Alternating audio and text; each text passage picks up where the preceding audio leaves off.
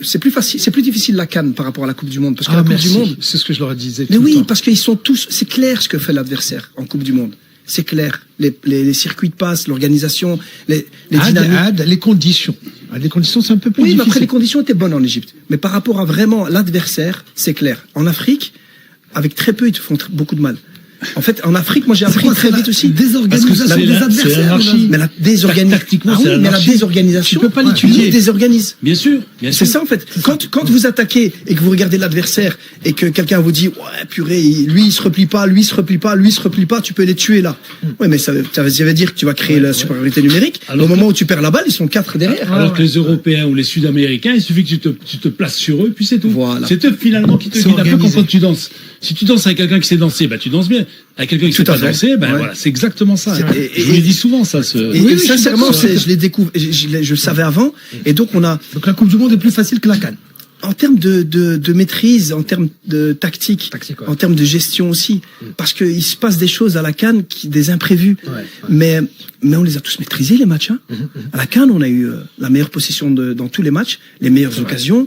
Il y a personne qui nous a dominé. Le seul match où on a souffert, c'est le Nigeria. Et puis à l'arbitrage qui était très bon en Coupe du Monde. Oui, sauf si même le Brésil, je pense que c'est quand même cadeau. Ce que vous venez de dire, ça explique aussi les résultats du Maroc, qui a toujours été beaucoup plus performant en Coupe du Monde qu'en Coupe d'Afrique. Hein. Bien entendu, on joue pas de la même manière. Non, mais on joue pas de la même manière. Je savais très bien comment est-ce qu'on allait jouer à la CAN. Je savais très bien comment est-ce qu'on allait jouer à la Coupe du Monde. Je le savais.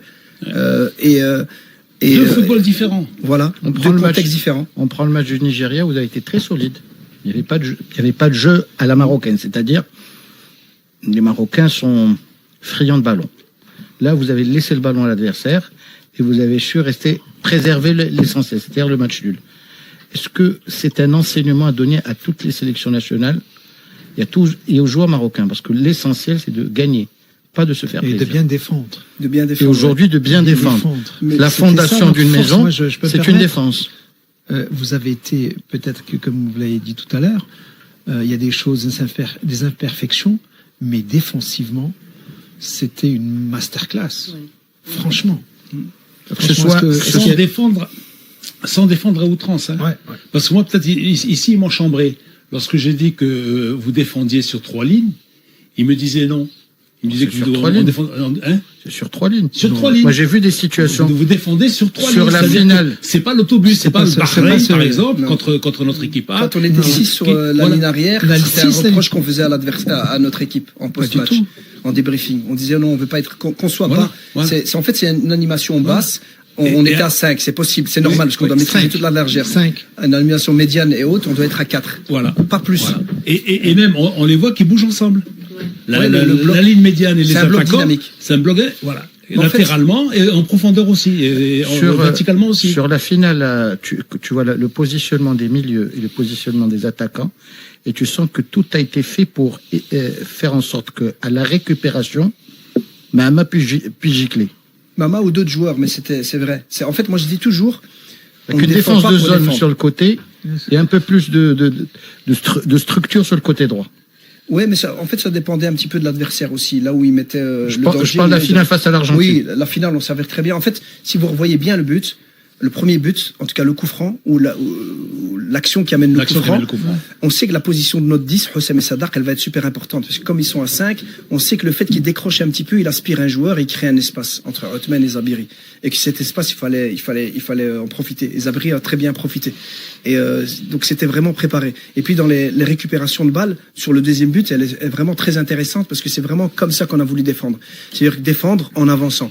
Et on n'a pas toujours bien fait, mais là on l'a très bien fait parce que c'était bloquer un côté, lorsqu'il bascule, mettre une pression pour les obliger à jouer à l'intérieur et récupérer la balle. Et c'est ce qui se passe. C'est ce qui se passe aussi avec Naïm Bihar qui récupère la balle et qui lance tout de suite Othman. Après ils ont décidé de la laisser à Othman en 1 contre 1.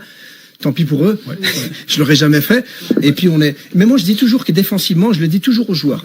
Je dis, on ne défend pas pour défendre, à part les 10-15 du mieux possible. C'est pour faire mal. C'est pour ça qu'on est souvent en 4-4-2. Et repartir tout de suite. Je suis souvent en 4-4-2 parce que je veux avoir des références devant. Je veux qu'on puisse chercher des relais et faire mal à l'adversaire. Si on peut pas faire mal à l'adversaire après, ça m'intéresse pas. Est-ce que c'est pas la culture belge de Mohamed Ouabi? La Belgique a toujours joué en 4-4-2, défense en ligne. J'ai jamais, moi il y a que ici que j'ai commencé. Moi je viens d'une formation Anderlecht où on a toujours été dominant. On a toujours eu les meilleurs joueurs. C'est pour ça aussi. Ouais. J'ai toujours passé toute ma formation, toutes mes années à trouver des solutions face à des blocs bas. Et il y a quelqu'un qui m'a fait, pas seulement une personne, à la DTN, qui m'a dit, ouais, mais tu passes trop de temps à faire l'offensif dans tes entraînements. Et c'est vrai que 80% de mes entraînements, même durant la Coupe du Monde, c'est offensif. C'est offensif. Et pourtant. Mais je savais aussi. C'est l'inverse. Mais je savais aussi qu'on pouvait. Non. Et c'est le reproche qu'on m'a fait. Et non, mais vu comment défensivement il y avait cette rigueur. C'est facile en fait. C'était des choses simples. C'était ou 4-2-4 ou 4-4-2 en fonction de la hauteur du bloc. Mais je voyais comment ils se couvraient mutuellement, comment rapidement. Ça c'est la générosité après. Ouais. Voilà, c'était ça. Mais c'est cet esprit en fait. C'est-à-dire que dès qu'il y avait un qui dézonnait, l'autre qui venait couvrir, l'autre qui sortait, l'autre qui le couvrait derrière. Et puis les deux centraux et c'est ça aussi, les deux centraux. Et puis il y a eu on a découvert celui face au Mexique, un autre central, celui assez Mersault. Ouais. Mais t'avais au fait une super profondeur du banc de touche aussi. C'est une force aussi qu'on n'avait pas eu par le passé. Avec de la polyvalence. Parce que c'est un état d'esprit. Parce que le coach, qu'est-ce qu'il a dit? Il a dit on ne défend pas pour défendre. Parce que tu défends toujours avec dans la tête quoi l'idée de repartir le plus vite possible et repartir tout de suite et leur faire mal en contre. Ouais. C'est ça. Mais alors la plupart des équipes quand elles défendent, elles s'oublient. Hein. Ouais, ça, elles défendent, elles restent derrière. Dans les dernières minutes, je comprends. Voilà. Oui, ça, on le faisait. Non, mais il y en a même pendant le match. Gagner du temps. Quoi. Il n'y a même pas de tactique en plus. À la dernière minute, c'est les joueurs qui prennent le match en main, ils défendent, etc. Voilà. Mais les petits détails, je donne le seul but qu'on prend en fait. Parce que nous, on défend d'une certaine manière, c'est que les centres ou le ballon si le joueur qui centre, il est hors de la surface, dans l'axe, on a une situation. Et quand le joueur rentre dans la surface, on doit faire du marquage individuel. Et le but qu'on prend contre la France, c'est Taha Majni qui est un super joueur, jeune joueur, il fait pas ce qu'il faut faire, mais c'est parce qu'il a pas fait tous les entraînements qu'on a fait à l'époque pour défendre de cette manière, parce que déjà c'est un défenseur central, et c'est un nouveau, il était pas avec moi, et il laisse son homme. Et en fin de compte, quand on voit la manière dont on a défendu, sur les centres, on a été vraiment parfait. Et nos attaques aussi. C'est quand Othman Mama, il rentre dans la surface, il va long de ligne, Zabéry sait très bien que si Othman Mama, il est long de ligne, c'est la deuxième zone qu'on cherche. Ouais. Donc Zabéry, ce qu'il fait, c'est qu'il reste en deuxième zone, il attend le ballon. Avec le but contre le Brésil aussi, avec Jessim. Contre l'Argentine aussi, deuxième zone. Et voilà, et puis quand il y a une zone libre en première zone, il faut passer devant qui que ce soit. Et Jessim contre la Corée. Voilà. Et donc en fait, c'est des entraînements et des entraînements. Bien sûr qu'il y a la qualité du joueur. Sans la qualité du joueur, on sait rien faire. Mais c'est énormément de principes de jeu qu'on a travaillé, qu'on a montré en vidéo. J'ai une bibliothèque, je pense, de centaines de clips qui définissent un peu les principes de jeu. Et je pense que voilà, on a été récompensés lors de cette Coupe du Monde. Aussi, effectivement, il a bien dit, c'est la qualité aussi. C'est la qualité effectivement. Alors les amis, on va parler du tonnerre de Santiago dans un instant, mais d'abord comme il est 8h15, le compte à rebours. On est à 55 jours du premier match de la Coupe d'Afrique des Nations des Mamrelles. C'est dommage quand même, le groupe de la mort, on aurait préféré un autre. Moi, ce qui m'a marqué, c'est le sélectionneur espagnol, le sélectionneur brésilien lors du tirage au sort. Ouais. Ils étaient devant moi. C'était panique. Et quand le Maroc est sorti, j'ai vu l'entraîneur brésilien et espagnol qui sont retournés, ils ont fait. Ah ouais, ils étaient déçus, quoi, ça. On était dans le pot 4, donc c'est clair qu'ils s'imaginaient peut-être c'était le plus mauvais pot 4 qu'ils pouvaient avoir. Mais c'était, et c'est important de le dire aussi. Ça veut dire qu'on a changé de statut aux yeux de Brésiliens, d'Espagnols. Ils ont peur maintenant de tomber. Ouais. Après, il faut assumer, il faut le montrer sur le terrain. Mais c'est clair que maintenant, personne ne veut affronter le Maroc. Et c'est une force, c'est aussi le travail qui a été fait avant, durant de nombreuses années, et puis le parcours des Jeux Olympiques, le parcours de la Coupe du Monde 2022, ça nous a aidé aussi à se faire respecter. Ouais. Franchement, vous n'aurez pas espéré un autre groupe avant la Coupe du Monde, franchement. Si vous me dites au départ, oui, mais bien entendu, je n'ai pas dit Brésil-Espagne, après quand il est là, il est là. Ouais. Mais je l'ai toujours dit, en fait, comme pour les blessures, je dis, il y aura toujours des blessures. Quelqu'un me dit, j'espère qu'il n'y en aura pas. Il y en aura. Parce qu'en fait, ça m'est toujours arrivé.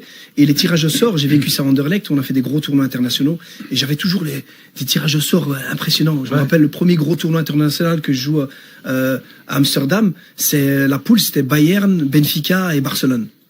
Ah ouais. Et on gagne, on est premier de la poule et en fait j'ai ce souvenir là et je me dis Moi, j'ai jamais de réussite à ce niveau-là. Mais alhamdoulilah, j'en ai après, donc tant pis. Ce qui viennent. Donc le groupe de la mort avec les 2 premières victoires qui étaient déjà exceptionnelles. Ensuite, il y a eu la petite défaite face au Mexique. Après les 2 victoires, est-ce qu'on commençait à croire au sein de l'équipe nationale qu'on pouvait aller jusqu'au bout? Le fait d'avoir gagné face à Après, c'est toujours une question d'humilité et de confiance. Ouais. Hein, et la confiance, quand vous gagnez, la confiance, elle grandit. Mais l'humilité diminue. Donc moi, j'ai essayé de trouver l'équilibre aussi, leur faire comprendre. Bon Voilà. Et le Mexique, j'étais très exigeant, très sévère. C'est là où j'ai eu un coaching pas agressif, mais plus agressif que les autres matchs. Parce que je savais que c'était, que si les joueurs allaient chercher cette victoire, même si on avait changé pour la plupart des joueurs. 9 joueurs sur 11. Voilà, c'était montrer aussi qu'on est là, qu'on veut gagner, même si on est déjà qualifié. C'est pour ça que j'étais déçu après. Mais est-ce que cette défaite nous a pas fait du bien finalement? Un mal pour un bien. Pour nous je sais pas. Moi, j'ai pas besoin. Je suis pas du genre à vouloir à me dire qu'on apprend dans la défaite. Sincèrement, je suis assez. J'attends pas la défaite pour apprendre, pour remettre en question. Franchement, moi, je trouvais qu'il y en avait certains qui disaient oui, il fallait qu'on joue pour qu'il y ait des joueurs encore des matchs dans les pieds, mais le fait que vous ayez changé, je pense que c'est très bien pour soulager les joueurs aussi. Ça, c'est pour la gestion de toute la compétition, non? On sait le fait. Je le fais tout le temps. À la CAN, le 3e match de poule contre la Tunisie, on n'est pas encore qualifié. Je change 5 joueurs. Donc déjà, oui, je me projette. Je sais qu'on va se qualifier. Je me projette aussi. Il y a certains joueurs qui avaient besoin de souffler. Et si un joueur a besoin de souffler, je l'ai toujours fait. D'ailleurs, ce match nous a fait, enfin, entre guillemets, il nous a fait mal parce que l'arrière droit a pris un carton. Mamar a pris un carton qui. Ce que je lui ai dit, Zohani, il a même pas pris de carton parce que c'est lui qui prend tous les cartons. J'ai Ali Mamar qui est une référence chez nous de discipline. Il sourit tout le sourire. Moi, pour moi, c'est le genre idéal. Si vous apprenez à le connaître, c'est un garçon formidable et apprécié par tout le monde. Mais justement, c'est ça en fait. C'est une question aussi. Est-ce que votre choix des joueurs aussi, c'est par rapport à leur esprit? Est-ce que ça vous arrive d'écarter des joueurs qui peuvent vous polluer? Ouais. Ça m'est arrivé. Je l'ai fait avec beaucoup de joueurs et des bons joueurs. Et les joueurs l'ont vu aussi, même dans les matchs. Qui polluent l'atmosphère, je le prends pas. Quelqu'un qui pense qu'à lui, qui veut pas faire les efforts. Et il y a eu des joueurs qui ont un certain nom et qui ont de la qualité, à qui j'ai même voulu renvoyer chez eux après un match amical. Et ça oui, parce que c'était l'équipe. Et je pense que là, les joueurs l'ont compris aussi. Quand on parle de méritocratie, il faut aussi par les actes le montrer. Et chaque joueur, vous savez, il y a des joueurs qui n'étaient pas sûrs de. Il y a eu des appels de certains joueurs, si je vous cite les noms, vous n'allez pas me croire, qui se demandaient s'ils allaient être sélectionnés. Les Abiri, le Hotman Mama, les. Ah, même eux, ils avaient un doute. C'est bien, bravo. Oui, parce qu'il y a un petit clash, mais il y a eu